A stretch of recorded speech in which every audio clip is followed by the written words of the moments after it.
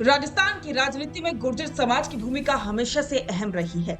करीब 5 से 7% जनसंख्या वाले समुदाय ने कई बार सत्ता के समीकरण बदले हैं। पिछले 2 दशकों में सचिन पायलट गुर्जर समाज का सबसे बड़ा चेहरा बनकर उभरे हैं। लेकिन हाल के वर्षों में विजय वैसला जैसे युवा नेता भी समुदाय में सक्रियता और पकड़ बढ़ा रहे हैं। ऐसे में सवाल उठता है कि आज के समय में राजस्थान का गुर्जर समाज किसके साथ खड़ा है, सचिन पायलट या विजय वैसला। सचिन पायलट की बात करें तो सचिन पायलट का नाम न केवल राजस्थान में बल्कि राष्ट्रीय स्तर पर भी एक सशक्त युवा नेता के रूप में स्थापित है। वे पूर्व केंद्रीय मंत्री रहे हैं और राजस्थान कांग्रेस के प्रदेश अध्यक्ष और डिप्टी सीएम भी रह चुके हैं। उन्होंने अपने राजनीतिक जीवन की शुरुआत गुर्जर समाज के समर्थन से ही की थी। उनके पिता राजेश पायलट भी गुर्जर समुदाय के बड़े नेता थे, जिनकी विरासत सचिन पायलट ने संभाली। गुर्जर आरक्षण आंदोलन के बाद जब समुदाय के बीच किसी राजनीतिक नेतृत्व की तलाश थी, तब सचिन पायलट ने उस खालीपन को भरा। उन्होंने सिरोही से लेकर करौली धौलपुर तक गुर्जर बाहुल्य क्षेत्रों में कांग्रेस के लिए समर्थन जुटाया। 2018 के विधानसभा चुनाव में कांग्रेस की वापसी में गुर्जर समाज की निर्णायक भूमिका रही, जिसमें सचिन पायलट का बड़ा हाथ था। अब बात विजय वैसला की करें तो विजय वैसला का नाम तब चर्चाओं में आया जब उन्होंने गुर्जर आरक्षण आंदोलन को नए तरीके से संगठित किया। वे कर्नल किरोड़ी वैसला के बेटे हैं। उनकी संगठनात्मक शैली से गुर्जर युवाओं में तेजी से लोकप्रियता बढ़ी। उनका संवाद सीधा और आक्रामक होता है, जो आज के समय के युवा वर्ग को आकर्षित करता है। 2020 के बाद से उन्होंने बार बार ये जताने की कोशिश की है कि सचिन पायलट भले ही बड़े हों, लेकिन उन्होंने गुर्जर समाज के लिए कोई ठोस काम नहीं किए हैं। हालांकि पिछले कुछ महीनों से वे पायलट के लिए एक सॉफ्ट कॉर्नर जरूर अपना रही हैं। उन्होंने समुदाय को राजनीतिक भागीदारी से आगे बढ़कर सामाजिक आर्थिक मुद्दों पर लड़ने की अपील की है। विजय वैसला राजनीति नहीं, समाजवाद की बात करते हैं। हाल ही में गुर्जर आरक्षण आंदोलन की वर्षगांठ पर भरतपुर में हुए कार्यक्रम में जब सचिन पायलट मंच पर पहुंचे थे, तो विजय वैसला की मौजूदगी में सबका ध्यान खींचा। कुछ खबरों के अनुसार बैक स्टेज दोनों नेताओं के बीच ठंडे माहौल में संवाद हुआ, जिससे स्पष्ट हुआ कि दोनों एक दूसरे को सीधा प्रतिस्पर्धी मानते हैं।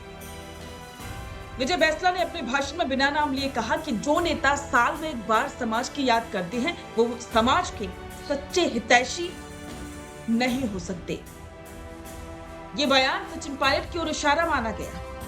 अगर हम जमीनी स्तर पर बात करें तो गुर्जर समाज में अब 2 धड़े बनते नजर आ रहे हैं। एक वर्ग जो पुराने कांग्रेस समर्थक है, वे आज भी सचिन पायलट को नेता मानते हैं, खास करके बूढ़ी पीढ़ी, और सरकारी सेवाओं से जुड़े गुर्जर पायलट के सॉफ्ट स्पोकन व्यवहार और राजनीतिक अनुभव को तरजीह देते हैं। दूसरी ओर युवाओं में विजय वैसला की सोशल मीडिया एक्टिविटी, आक्रामक भाषण और आरक्षण आंदोलन की अगुवाई करने की छवि लोकप्रिय हो रही है। जयपुर, दौसा, भरतपुर, करौली और टोंक जैसे क्षेत्रों में विजय की सभाओं में बड़ी संख्या में युवा जुटते हैं और इसके अलावा सचिन पायलट का भी युवा वर्ग में काफी क्रेज है। वो जहां भी जाते हैं, बड़ी संख्या में युवाओं की भीड़ उन्हें देखने के लिए पहुंच जाती है। कांग्रेस के लिए सचिन पायलट एक स्टार फेस है। पार्टी जानती है कि बिना गुर्जर समर्थन के पूर्वी राजस्थान में जीत मुश्किल है और इस समर्थन पायलट ही दिला सकती है। हालांकि कांग्रेस सालाकमान और पायलट के बीच का तनाव अब कुछ ठीक है और ज्यादातर अशोक गहलोत की वजह से ही ये तनाव बढ़ा था, लेकिन अब दोनों की नजदीकियों ने इसको भी शांत कर दिया है।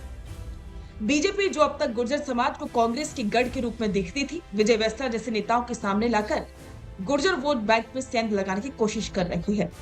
यदि बीजेपी उन्हें कोई सक्रिय राजनीतिक भूमिका देती है तो ये पायलट के लिए चुनौती बन सकती है, लेकिन विजय वैसला भी अब पायलट की तरफ रुख करते हुए नजर आ रही है।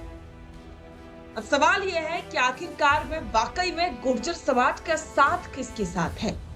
वर्तमान समय में कहना कठिन है कि पूरा गुर्जर समाज किसी एक नेता के साथ एकजुट है। सचिन पायलट के पास अनुभव, संगठनात्मक पहचान और राजनीतिक सम्मान है।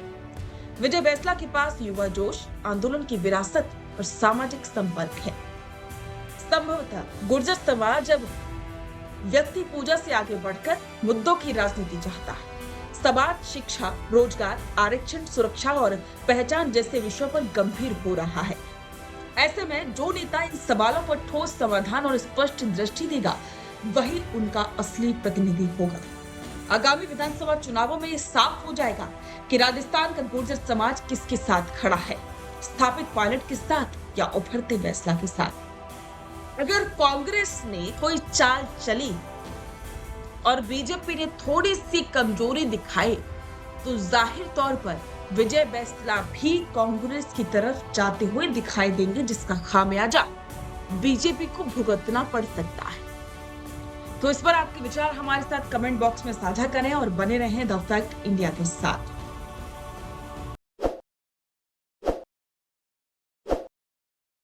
ताज़ा खबरों के लिए विजिट करें द फैक्ट इंडिया की वेबसाइट और डाउनलोड करें द फैक्ट इंडिया ऐप।